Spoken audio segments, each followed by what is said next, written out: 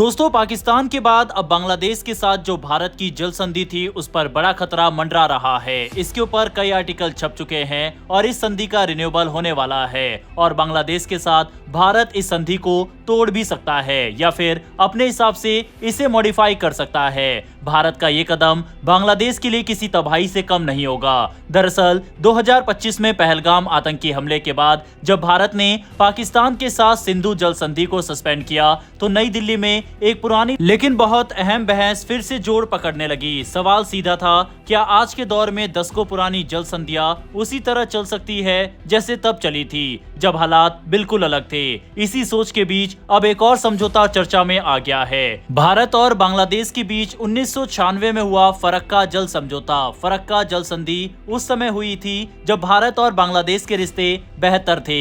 Farakka barrage Bharat ने गंगा नदी पर इसलिए बनाया था ताकि गंगा का पानी हुगली नदी में भेजा जा सके और कोलकाता पोर्ट को बचाया जा सके।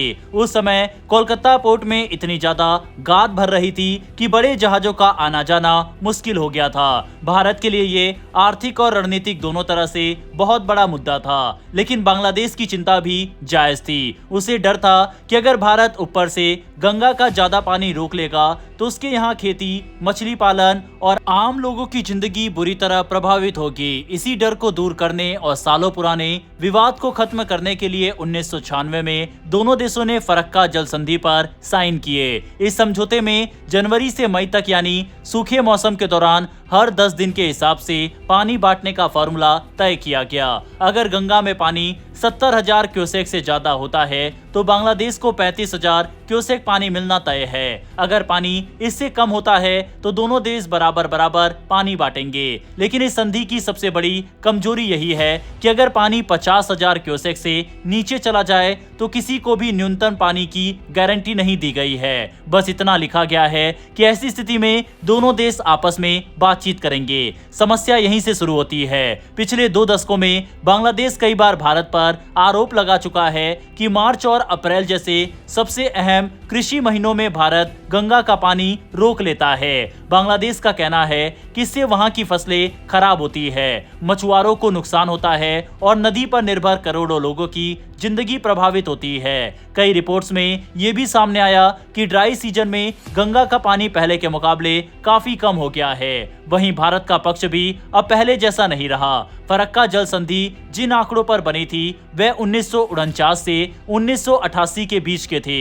उस समय न जलवायु परिवर्तन इतना बड़ा मुद्दा था और न ही पानी की मांग इतनी ज्यादा थी। आज हालात पूरी तरह बदल चुके हैं। मानसून अनियमित हो गया है, हिमालय के ग्लेशियर तेजी से पिघल रहे हैं और आबादी बढ़ने के साथ पानी की खपत भी लगभग दोगुनी हो चुकी है। खुद भारत के राज्यों जैसे पश्चिम बंगाल, बिहार और झारखंड में पानी की भारी किल्लत देखने को मिल रही है। इसी बदली हुई हकीकत की वजह से भारत अब इस संधि को पुराने ढर्रे पर आगे बढ़ाने के मूड में नहीं है। फरक्का जल संधि 2026 में खत्म हो रही है और खबरें हैं कि भारत अब इसे फिर से 30 साल के लिए नहीं बल्कि सिर्फ 10 से 15 साल के लिए रिन्यू करना चाहता है। भारत की सोच साफ है कि जब भविष्य अनिश्चित है तो समझौते में लचीलापन होना जरूरी है।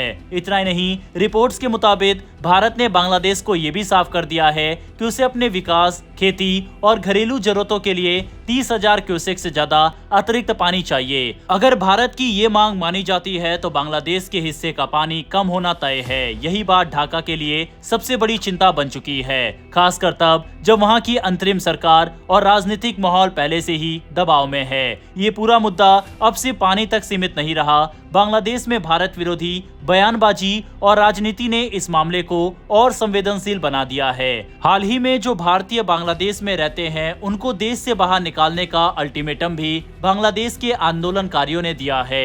भारत का संदेश अब काफी साफ है, जल कूटनीति को अलग रखकर रिश्ते नहीं चलाए जा सकते। जैसे सुरक्षा और आतंकवाद पर भारत सख्त रुख अपनाता है, वैसे ही पानी जैसे रणनीतिक संसाधन पर भी अब राष्ट्रीय हित पहले आएगा।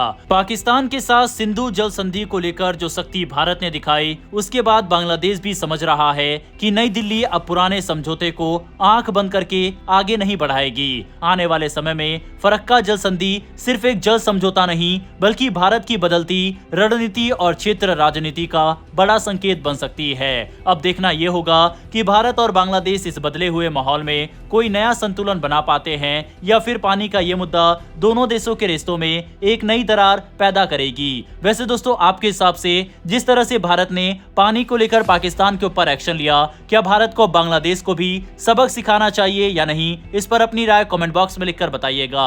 डेली ऐसी वीडियो के लिए नीचे दिए गए सब्सक्राइब बटन को प्रेस कर बेल आइकन को दबा लें। फिर मिलेंगे ऐसी एक नई वीडियो के साथ। धन्यवाद। जय हिंद, जय भारत।